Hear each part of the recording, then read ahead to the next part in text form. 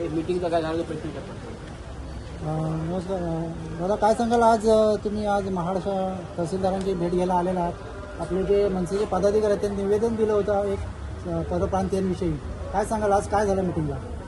बघा, आज महाराष्ट्र नवनिर्माण सेनेचे सगळेच पदाधिकारी या ठिकाणी आहेत. जिल्हाध्यक्ष सुबोध जाधव, उपजिल्हाध्यक्ष आमचे चेतन उतेकर, जिल्हा सचिव अमोल पेंडकर आणि ज्यांनी निवेदन दिलं ते आमचे अक्षय भोसले आणि शहराध्यक्ष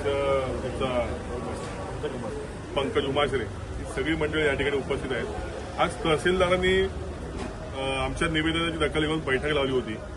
खरं तर अक्षय भोसले यांनी 14 तारखेलाच 14 जानेवारीलाच एक पत्र दिलं होतं की या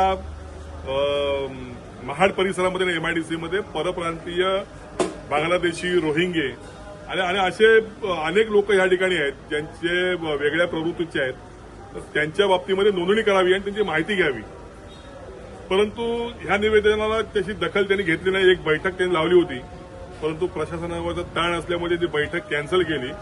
आणि मधल्या काळामध्ये 13 तारखेला अमितजी शहा या ठिकाणी आले होते, देशाचे गृहमंत्री.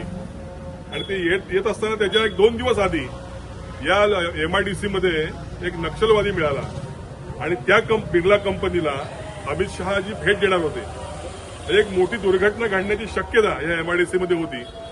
प्रशासनाने जर वेळीच अक्षय भोसले यांची जर दखल घेतली असती निवेदनाची, तर तो त्याच वेळात पकडला गेला असता. बिहारच्या पोलिसांना इथे येण्याची आवश्यकता लागली नसती.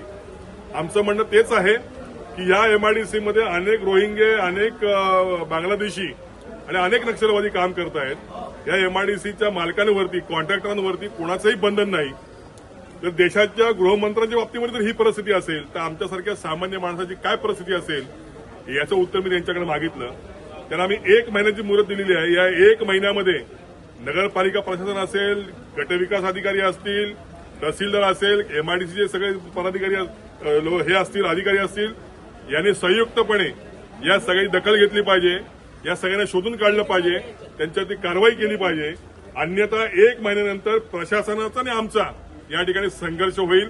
आम्ही या सगळ्या परप्रांतीय लोकांना, ज्यांची नोंदणी तर नाही, जे बांगलादेशी आहेत, जे रोहिंगे आहेत किंवा जे नक्षलवादी आहेत, त्यांना आम्ही धरू आणि त्यांच्या बाबतीमध्ये काय प्रसाद द्यायचा तो आम्ही देऊ आणि प्रशासनासमोर हजर करू. मग मात्र या अधिकाऱ्यांवरती कारवाई केल्याशिवाय आम्ही गप्प वाटणार नाही, असं आम्ही त्यांना निवेदनामध्ये सांगितलंय. 1 महिन्यामध्ये मला वाटतं प्रशासन आता अलर्ट मोडवरती आहे, याच्यावरती कारवाई करतील अशी आम्हाला अपेक्षा आहे.